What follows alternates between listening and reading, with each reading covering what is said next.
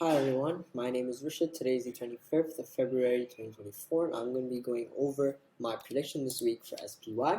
As usual, we'll start over with the monthly, weekly, and finally the daily charts, and then I'll switch over to the Excel sheet where we can go over the prediction and the option chain as well.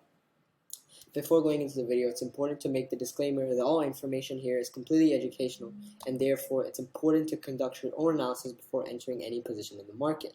This is to avoid any unnecessary losses, risks which you are not comfortable with, and I am, and just make sure to conduct your own analysis before you enter the market.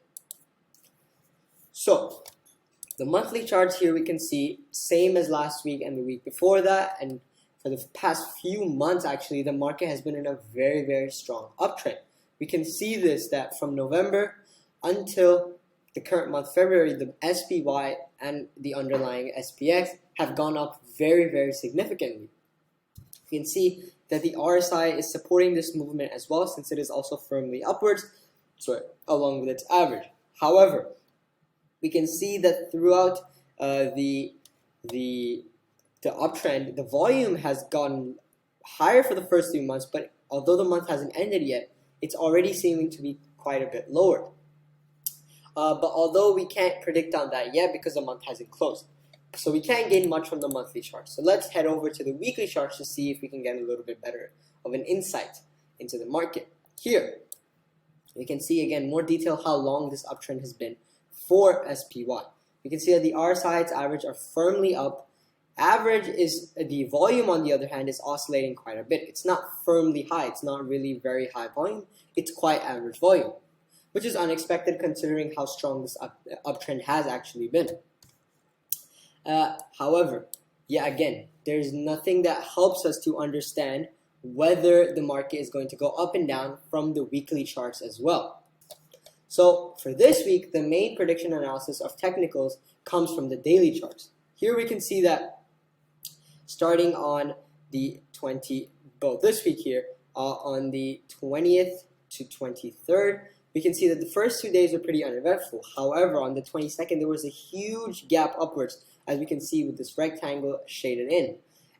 However, the next day was a hold back to close to the close of the previous day. So we can take this as a sort of hindrance in the upper movement.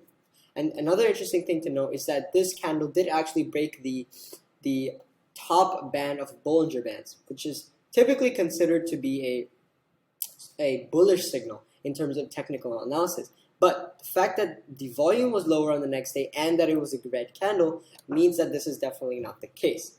As such, the support and resistance have been set as the high of this candle, that if it is to go higher, then it would support the bullish movement that we should expect from a breakout of Bollinger. However, if the market is to go down again, the best support is here, right below the low of the previous candle. At 503.02. Since if it is to break down, it would eventually fill up this gap here, which is again a very strong bearish confirmation. So that's why this support and resistance have been set. Another interesting thing to note here is that the RSI is actually showing a divergence to the price action. Since if we look here, the RSI has clearly made lower peaks where the price has continued to go up. And we can see that this is clearly not matching up, and therefore it is actually a bearish signal. So maybe not next week or the week after. However, this analysis does show that there's a definite expectation that over the course of the next month or two, SPY should turn down, and its rally should be coming towards an end. So that concludes the technical analysis part of this video. So now let's go over the previous week's prediction first, where we actually made a slight loss, since the signal to buy on the 23rd was taken. However, we ended up making a slight loss on the last day of $320, which brought our weekly closing down slightly down. However, nothing significant. As of this week, we again have no trade yet. We wait for the breakout, buy when it crosses the resistance at 510.03, sell when it falls below the support at 503.02, with a target of 1%, trailing stop loss of 0.5%. And if we are in a position and the close and on Friday we close out the position regardless of whatever profit or loss it is.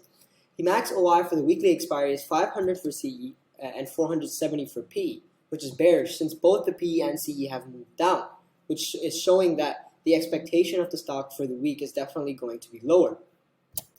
PCR is 1.93, which is again still extremely overbought. In this case, it's very bullish. It's too bullish actually. Max OI for the monthly expiry is 494 for CE and 410 for PE, where the monthly PCR is 3.29. And still, the weekly and monthly trends are both upwards. That concludes my video for this week. If there are any relevant changes, like for example, the news event of the GDP would determine quite significantly where the market is going to go. And when that news comes out, it is very likely that I will make a new video going over the change to this prediction, since that news can change the market's direction really heavily. And when that happens, if it's not in line with a trade that I'm already in, then that will be covered on this channel as well. Or if not in a separate video, definitely next week where this will be changed. That's all for now. Thank you for watching. Enjoy, and I will see you in the next video.